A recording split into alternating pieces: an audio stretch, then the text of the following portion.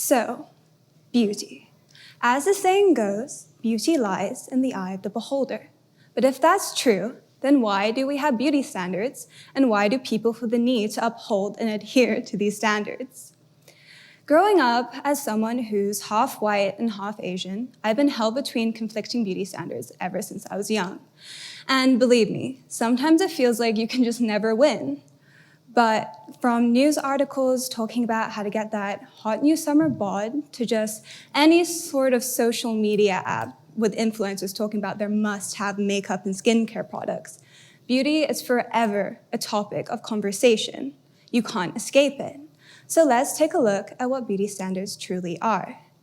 Beauty standards refer to the societal ideals and expectations regarding physical appearance, especially in regards to attractiveness and desirability. Now, in the West, this refers to having a defined jawline, high cheekbones, tan or sun-kissed skin, as well as having large breasts, a small nose, and large eyes.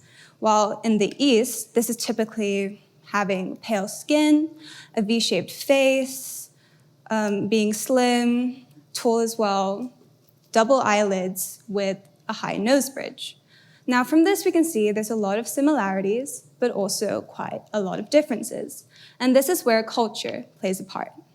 Now, in the West and in the East, beauty standards are typically shaped through societal norms or cultural values, like South Korea, for example, where they prioritize having a youthful, flawless, symmetrical appearance as they think it correlates with success and social status. Now, this is seen with the standard of having pale skin as it relates to wealth. Now, pale skin relates to wealth as in the past, people who were poor used to have to go work in the fields in the sun all day, resulting in their skin becoming tan, while the richer people could stay inside and lounge around, resulting in their skin being more pale.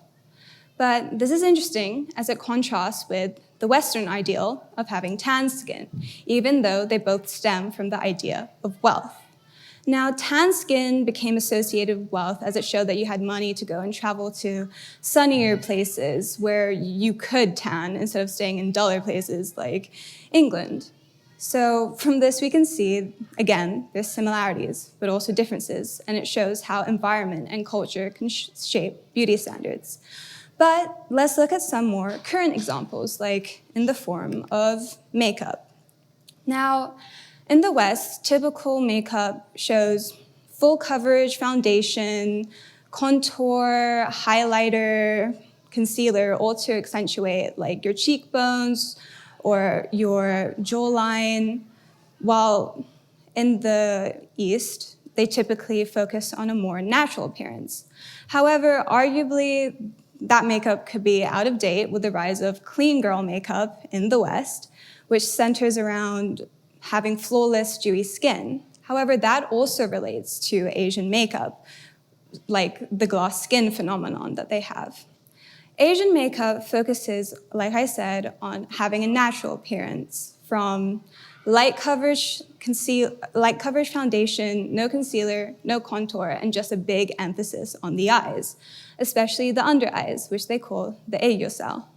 Now, this is really different to the West, where they focus more on the base of their makeup, which also goes to show how different the beauty standards of each place are, as it shows the difference in what they prioritize.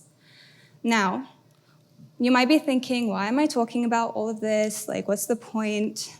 What's the point of all these differences?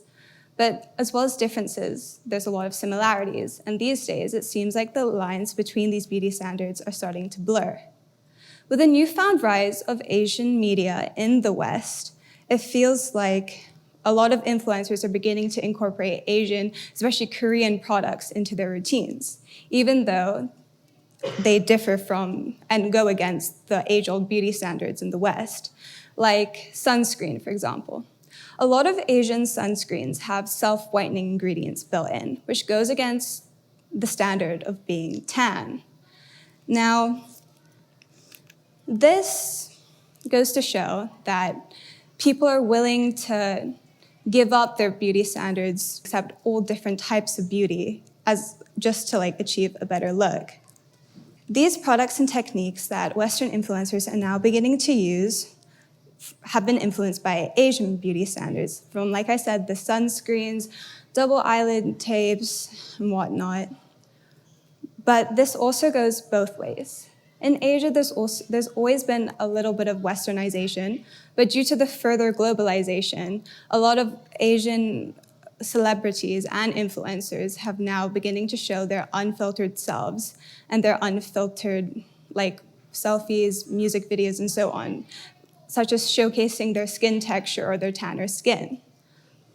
From this easy acceptance of both Asian and Western beauty standards, it makes me think that there's no point in having beauty standards to begin with, because it just goes to show how all sorts of beauty is recognized and how people can find a range of things beautiful. So if there's one thing I want you to take away from this talk, is that there's no point in people trying to box in these beauty standards as they change and blur through country to country and continent to continent. Beauty is something that is forever changing and evolving, and people are willing to accept and recognize these changes, and they're willing to acknowledge the beauty of others, even if it's not conventional. Anything can be beautiful. Thank you.